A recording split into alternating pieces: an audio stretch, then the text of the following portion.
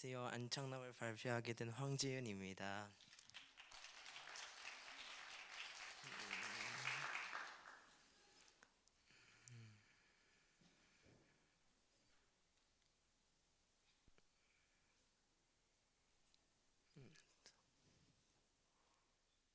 제가 먼저 발표할 거는 안창남 선생님이 비행사라는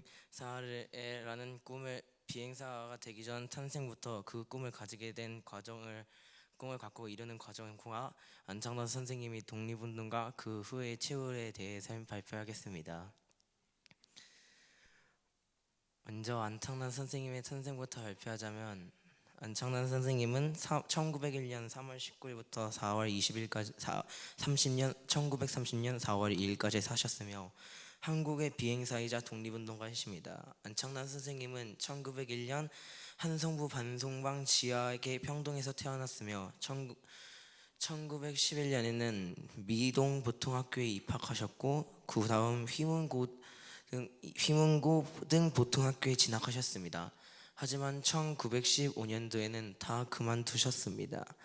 그러던 중 1917년 식민지였던 당시 한국에 방문하신 미국의 파일럿 아서 로이 스미스가 용산에서 선보인 고개 비행을 보고 그 후에 비행에 대한 꿈을 가졌습니다. 결국 그래서 그는 결혼 후 바로 일본으로 가서 자동차 학교에서 자동차 운전을 2개월 동안 배운 후 비행 제작소에 가서 비행기 제조법을 아예 익혀서 파일럿이 되었습니다. 하지만 그 전까지는 파일럿이 되지 못하고 비행학교에서 교수직을 하다가 다시 파일럿이 되었습니다. 그 파일럿이 시험이 얼마나 어려웠으면 17명 중 2명만 성공하였습니다. 그것도 수석으로 되셨습니다. 그리고 안창남 선생님이 독립운동가 그 최후에 대해 설명하겠습니다. 안창남 선생님은 모국을 방문을 한 적이 있는데 그 방문 후 다시 일본으로 돌아가셨지만 1923년 관동 대지진에 일어나자 조선으로 다시 돌아오셨습니다. 그리고 1924년에는 중국으로 망망하여 그중 조선 청년 동맹에 가입하셨고 독립운동에 다시 들어오셨습니다. 나중에는 여운형 소개로 산시성 군벌 연시산 군대의 황궁 중장으로도 근무하셨습니다. 그리고 북벌 이후 산시 비행 교장직도 맡아 비행사를 양성하셨습니다.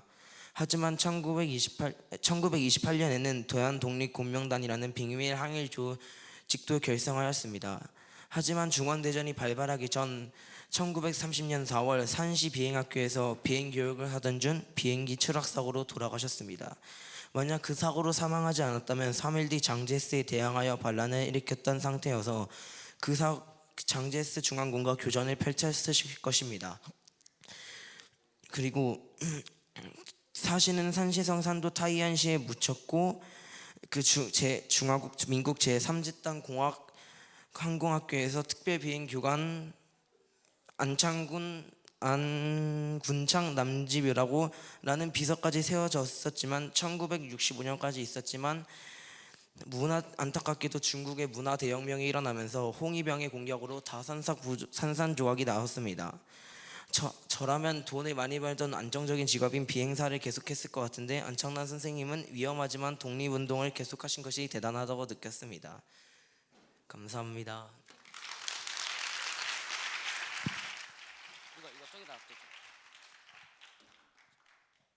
안녕하세요. 저는 황기윤입니다. 제가 발표할 사람은 윤봉기 의사입니다. 그리고 제가 도시락과 물통을 가져왔는데요. 이거는 윤봉기 의사가 도시락 포탄과 물통 폭탄을 표현한 것입니다.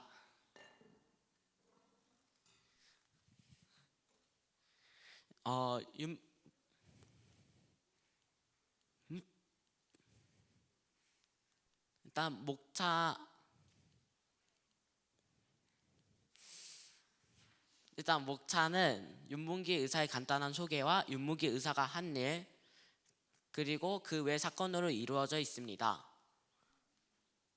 윤봉기 의사는 1908년에 태어나셨고 1932년에 돌아가셨습니다. 그리고 춘천난도 예산에서 태어나셨고 한인 애국단원이셨습니다. 그리고 식민지 노예 교육을 배격하면서 학교를 자퇴해야 하셨고 농민 독본을 배포하고 야학회를 열었고 한일 애국단에 입당하셨습니다. 그리고 4월 29일 천장절과 전승 축하 기념식에 홍커 공원에서 열리는 것에서 폭탄을 던지셨습니다. 그리고 폭탄을 던지기 전에 김구 선생님과 윤봉기 의사가 폭탄 6원짜리랑 2원짜리 시계를 바꿨고요. 그리고 바꿀 때 한 마리 윤봉기 의사가 한 마리 있는데 제 시계는 앞으로 1시간밖에 쓸 일이 없습니다였습니다. 그러므로 제 PPT를 마치겠습니다. 감사합니다.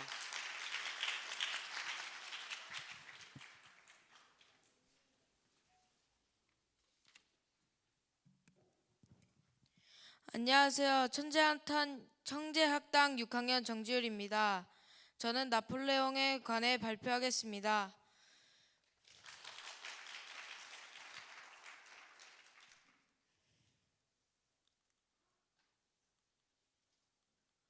그럼 지금 바로 시작하겠습니다. 저는 나폴레옹의 출생, 그 다음에 나폴레옹은 셀프 대관식이라는 사건과 그 다음 독재자라고 불리는 이유를 설명드리겠습니다. 나폴레옹은 1769년 지중해 작은 코르시카 섬에서 태어났습니다. 10살 때 육군 유년 학교에 입학했고 육군 사관학교에 들어가서 졸업을 한 후엔 장교로 활약했습니다.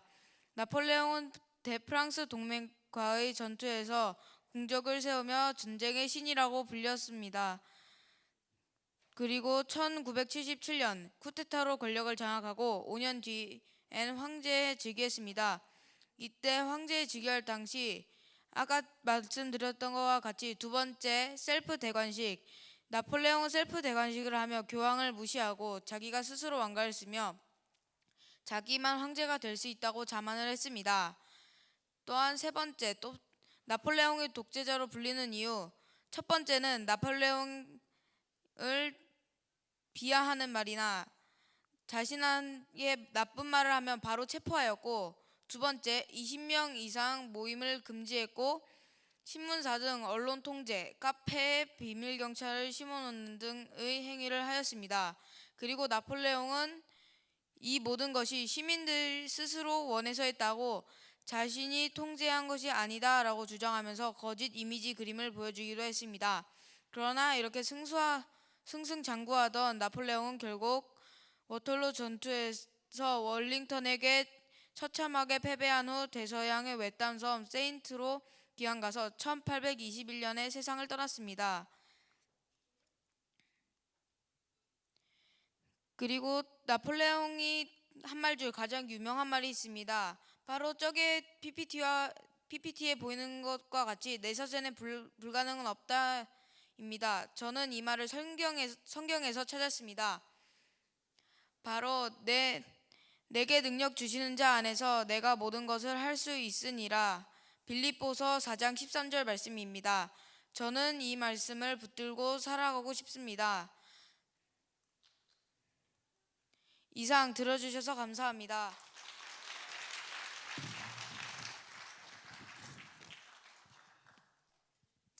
안녕하세요. 저는 중상 김민재라고 합니다.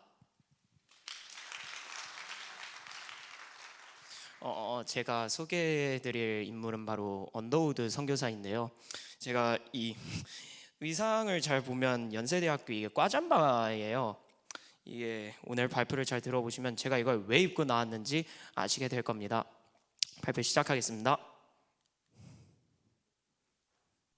우선 목차를 보면 첫 번째는 언더우드 선교사님에 관해서 간단하게 알려드리고, 두 번째는 선교사님의 한국에 대한 기여와 두 번째는 선교사님의 한국 기여, 세 번째는 언더우드 가문의 4대 천왕에 관해서 알려드리겠습니다.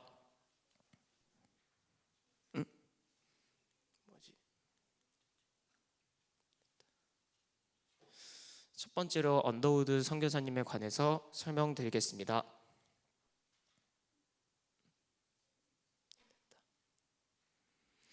일단 호러스 그랜트 언더우드라는 선교사님인데 한국명은 원두우라는 분이십니다. 그리고 잘 안 보이는데 1859년에서 1916년까지 사셨던 분이시고, 많은 사람들이 이 사람은 미국 출신이다라고 많이 알고 계시는데 이 사람은 잉글랜드 런던 출신입니다. 그리고 그는 현재 양화진 외국인 선교사 묘원에 현재 시신이 안장되어 있습니다.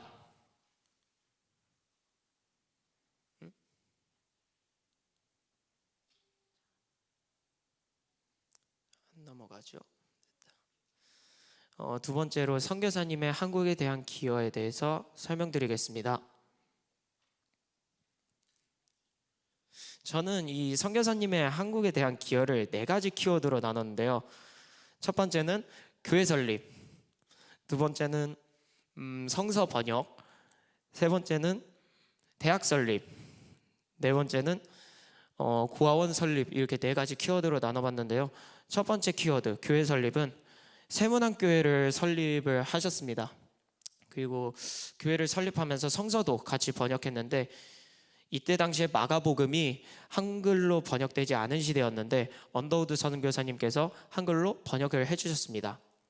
그리고 이번에 가장 중요한, 그의 일생에서 가장 중요한 대학을 설립하셨는데, 그는 연세대학교, 그때 당시로는 연희전문학교를 설립하셨고 연희전문학교의 초대 교장 선생님이 되셨습니다. 제가 입고 있는 이 옷을 입고 있는 이유입니다. 그리고 고아원까지 설립하셨는데 경신학당이라는 것을 설립하셨습니다.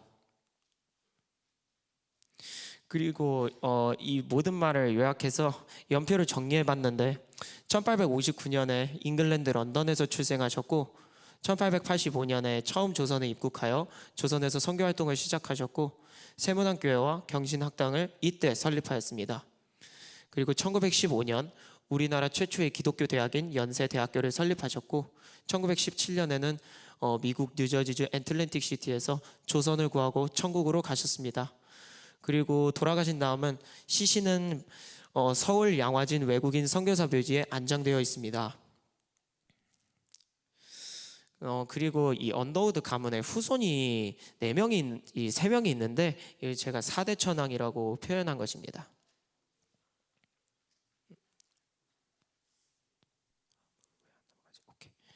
자, 일단 1대 천왕은 호러스 그랜트 언더우드, 아까 말했던 원두우 선교사님입니다. 두 번째 분은 이제 호러스 호턴 언더우드라고 원한영 분입니다. 그는 제암리 학살 사건을 세계에 알렸고 미군 정청 시절 미군 고문으로도 활동하셨습니다. 그리고 세 번째 분은 호러스 그랜트 주니어 언더우드, 우리나라 이름은 원일한이라는 분입니다. 이분께서는 왜 안 넘어가지? 됐다. 6.25 전쟁 때 해군 대위를 참전하셔서 판문점 정전회담 때 통역을 담당하셨고 연세대 교수와 총장, 한미협회 부회장 등을 지내면서 한국의 교육 발전과 한미 우호 증진에 힘썼습니다. 그리고 이제 4대 천왕 맨 마지막 분은 호러스 호튼 언더우드, 우리나라 이름은 원한광이라는 분이십니다. 그는 연세대 영문과 교수를 지냈고요. 현재는 한국을 떠나서 미국에 살고 계십니다. 지금까지 저의 발표였습니다. 감사합니다.